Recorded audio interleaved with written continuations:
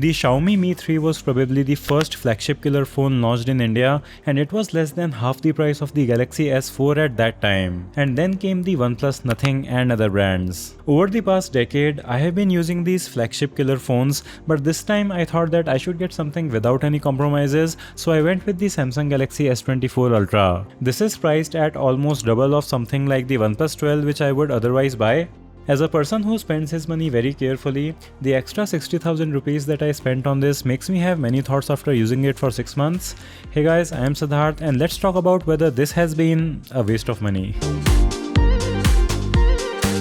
The S24 Ultra has the best screen on any phone according to DxOMark, and it is an extremely good display in reality. But the difference between a very good OLED screen and the best OLED screen doesn't seem to make a big difference for me. The extra brightness does make a difference, but I don't go out in the sun that often, so it may matter more to other people. I do like the shape and aesthetics of this phone a lot, and it may seem silly, but one of the main reasons I went for this over the OnePlus 12 is that I absolutely hate curved displays and I really like the Ultra's boxy design. The preference for shape and size is subjective, but when you use your phone for 4 to 5 hours every day, the way it makes you feel is important, and this phone does that quite well for me.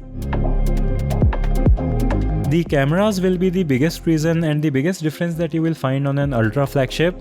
You will find up to 3 cameras on many high-end phones, and 3 cameras are actually perfectly fine, but I have found using all of my 4 cameras on the S24 Ultra quite frequently, and the 3x and the 5x zoom levels have both been very useful in different situations. I think that variable zoom lenses on phones could make this process much more efficient, but until we have that, these trypophobia-inducing camera clusters seem to be the way to go. Now if you go to GSM Arena's camera compare tool, you'll find that there is not much of a difference between a photo taken by something like the S24 Ultra and the OnePlus 12, and even mid-range phones have become quite capable nowadays, but the S24 Ultra does have some things like the laser autofocus that will make taking those photos a bit easier. The S24 Ultra is also one of the very few phones with an autofocus enabled front camera, and this is an area where paying more does give you a more measurable difference. If you are at a point in your life where the photos that you will take will become important memories, then I think that having even a 10 or 20% better photo can make a difference that is worth it for you.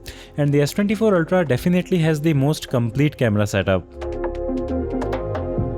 The S24 Ultra has the best processor in an Android phone, but the flagship killers also have these chipsets, so the performance is really not that important of a feature for something like this. Even mid-range phones have very good performance these days, and most people are just scrolling on social media, so I don't really think that you should go for something like this just because of its performance. In my 10 years of using flagship killer phones, performance was never something that disappointed me, and even my older ROG Phone 3 is still buttery smooth. While the raw processing power is not a serious differentiator anymore, the software definitely makes a much bigger difference these days, and when you are going to use your phone for years to come, it is really important that it has the software features that you want and is bug-free. A big reason to buy the S24 Ultra for me was One UI, and even though you can get it in cheaper Samsung phones, you can't get it in flagship killer phones because they are not made by Samsung. I am personally really enjoying the One UI experience, and I won't go into the details, but it is the best Android skin in my opinion, so spending the extra for the software has been kind of worth it for me. There are also some exclusive Samsung features like the DeX mode, and if you are a person who has a use case for it, it can really change how much your phone can help with your work. The other things like Samsung Knox security are also not available on other Android phones. The AI features are also cool, but I have very rarely used them, so I don't think that part of the software is a big attraction for a lot of people. It also has 7 years of software updates, which is a big deal, but realistically speaking, I think that up to 4 years of updates are also good enough. But the S24 Ultra also has the S Pen, which does have many uses. I think that for some people who are used to this is going to be an absolutely essential experience of using their phones, and some people are not going to care about it at all. One thing that this is super useful for is that when you're showing things off to other people, you can do it without your finger blocking the view, and if you are into photo or video editing on your phone, it is just much easier to do it with the S Pen. So I do think that the S Pen is a nice feature to have, and whenever I have needed it, I have been thankful that I have it, but depending on your use case, its importance may not matter to you.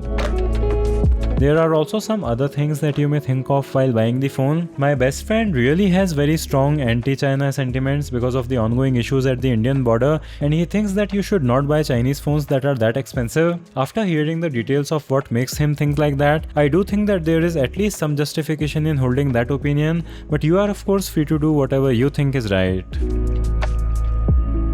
So overall, I have to say that I don't really regret having spent 60,000 rupees extra on the S24 Ultra. I don't think that it is a waste of money to spend the extra amount over something like the OnePlus 12, but this is of course also not the best value for money for a lot of people. One way to think about it is that the year-to-year upgrades to the new phones are very minimal these days, so you can get the S24 Ultra and skip 1 or 2 years of upgrading. So even though you will have an older phone, it will still have more and better cameras, extra features like the S Pen, DeX, and many other advantages of a super premium phone. But another way of thinking about this is that this is still an incredibly expensive phone that most people may not even feel a serious difference with, especially if you do not care about these special Samsung features that I mentioned. All of the YouTubers and marketing may make you think that this is something incredibly special, but at the end of the day, it is just a very nice phone. It is not going to change your life, so you can buy it if you can afford it easily, but I don't think that you should go out of your way or way out of your budget to get something like this. It's just going to do the phone things for you, and except for a few areas, your phone experience is not even going to be that different from a phone that is half of its price. And that will be it for this video. Let me know your thoughts in the comments, give the video a thumbs up if you liked it, subscribe with bell, thanks for watching, and I'll see you in the next one.